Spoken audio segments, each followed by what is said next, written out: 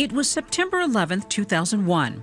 Heather "Lucky" Penny was chosen for a high-stakes mission that could have changed the course of American history. Completely collapsed. The entire building has just collapsed. It folded down on itself, and it is not there anymore. She risked her life for her country without doubt or hesitation.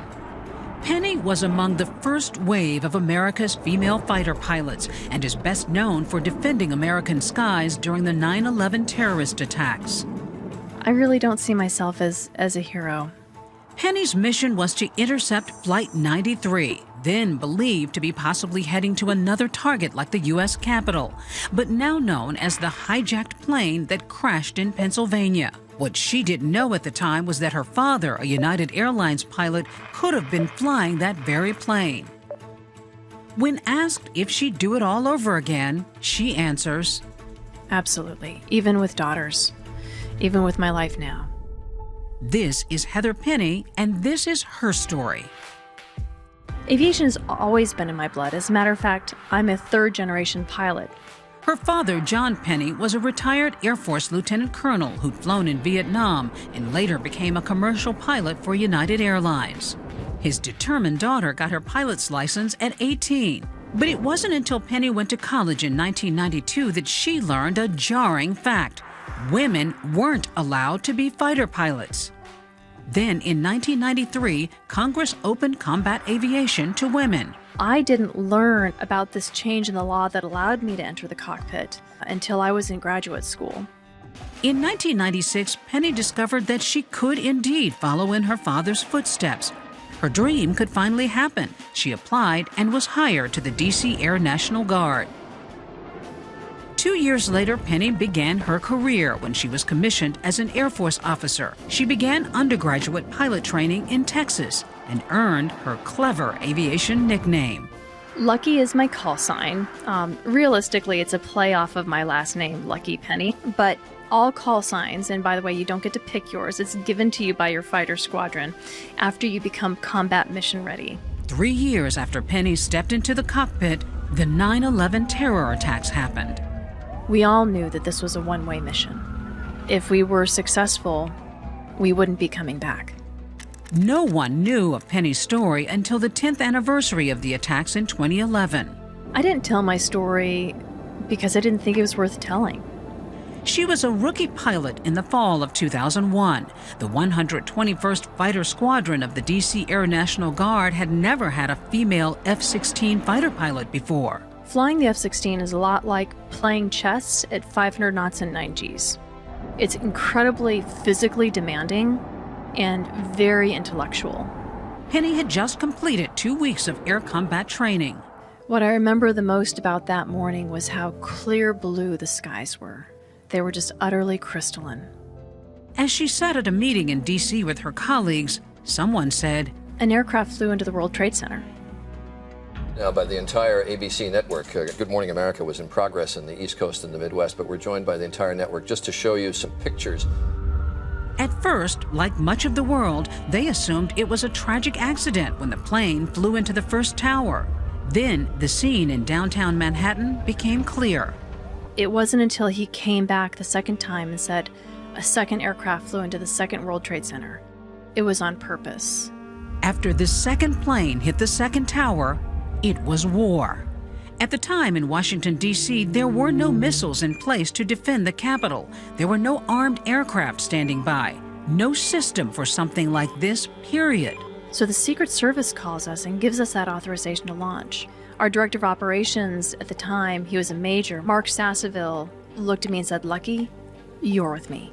Penny and Major Mark Sasseville would fly together in 2 separate planes. It was not just a pact, it was potentially a fatal mission. Sass and I were prepared to sacrifice our lives to protect our nation. We had no missiles, no armament on board. And so we knew that if we were able to find this airliner, that we would have to crash our jets into the airliner to prevent it from getting to the United States Capitol. In the tense and confusing moments after the New York and Pentagon attacks, their mission was to stop Flight 93 from hitting another location. Remember, her dad might have been in that cockpit. It never occurred to me that my dad, who was a pilot for United at the time, could have been airborne on that day. He had been flying routes up and down the East Coast. My mother figured it out weeks afterwards that actually could have been him in the cockpit. As for me, that thought never crossed my mind. And if it had, it wouldn't have changed it. Penny accepted her fate and the fate of those on board. All their lives would have to be sacrificed for the possibility of saving others. But did it have to be that way? Could she eject herself in time? The thought occurred to me really briefly that maybe I could point my jet at the tail and just before impact eject. But then I quickly brushed that out of my mind because what if I ejected and I missed? I could be coming down on my parachute and watch my jet merrily continue to fly off and the airliner continue to fly off. So I quickly brushed the notion out of my mind. When they took off, they did not have ammunition. They didn't have missiles. Nothing to stop the hijacked plane. All they had were their own planes to sacrifice. Penny and Sasseville were in touch with air traffic control, flying toward the direction of the missing plane. But when they didn't find anything about 100 miles out, they turned back to set up combat air patrol over D.C. A combat air patrol is essentially where fighters fly in an orbit over a location to protect that location. As luck would have it for Heather Lucky Penny, she would not have to carry out that mission. The heroic passengers and crew of United Airlines Flight 93 fought the terrorists to regain control, plowing into a field in Pennsylvania. United Flight 93 heading towards Washington, but the drama unfolding because the passengers on that flight are going to bring it down. They bring it down to Shanksville. I mean, the true heroes, if you think about it, are the passengers on Flight 93 and the first responders who rushed into the buildings, not just stood outside, or the people who were in the buildings who helped each other, or even the workers who cleaned up Ground Zero knowing that that work would eventually kill them, but doing it anyways, because our nation needed the healing.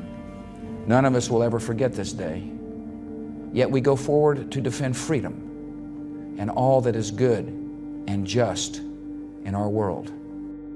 In the weeks and the months that followed, I did what everyone else in my squadron did, which was fly combat air patrols 24/7. I had the midnight to 4 a.m. shift.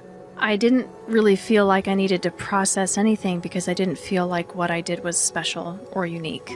Penny went on to have an extraordinary career. She flew 2 combat tours in Iraq and eventually took a job at Lockheed Martin, where she worked to communicate between engineers, programs, and Air Force customers.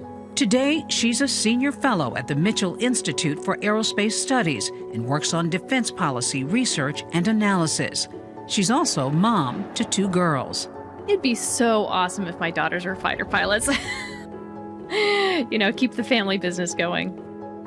The most important thing that I wish for my daughters, and just like my mother did for me, that they can be anything that they dream of, that they want to be.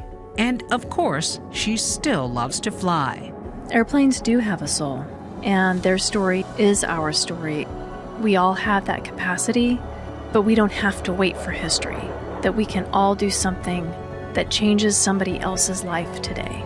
And it might be a minor kindness. It might be just having a little bit extra courage to do the right thing. Or overcoming our own fears, again, to do that thing that needs to be done.